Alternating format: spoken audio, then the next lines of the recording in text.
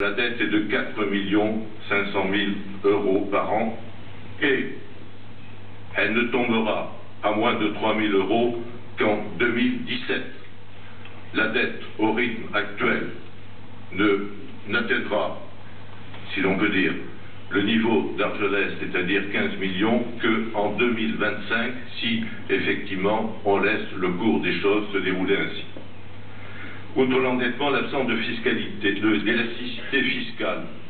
On sait très bien le surendettement de la commune, la surimposition est de l'ordre de plus de 12%. On sait très bien que les autres recettes n'augmentent pas, on le constate dans le budget. Bref, faute de pouvoir majorer les recettes, néanmoins, on en parlera tout à l'heure, il y a peut-être des amendements possibles, il n'y a d'autre moyen que d'agir sur les dépenses ou de trouver des ressources extraordinaires et, de plus, d'articuler ces efforts dans un plan pluriannuel raisonné. Or, rien de tout cela ne fait. Il n'y a pas eu de plan de redressement pluriannuel. Le DOM n'a mis aucune cohérence dans la politique budgétaire, et ce n'est pas l'énumération qui vient de nous être faite avec véhémence, mais de façon effectivement non compréhensible. Aucune logique financière, aucune perspective de durée n'éclaire ce budget primitif. Donc, perdons l'illusion d'en faire l'analyse et d'en faire l'examen de détail, et contentons-nous, si vous le voulez bien, de poser des questions et d'espérer avoir des réponses. Sur le budget de fonctionnement, Madame Guiraud vient de le dire, les dépenses de gestion augmentent de 4%. 4%,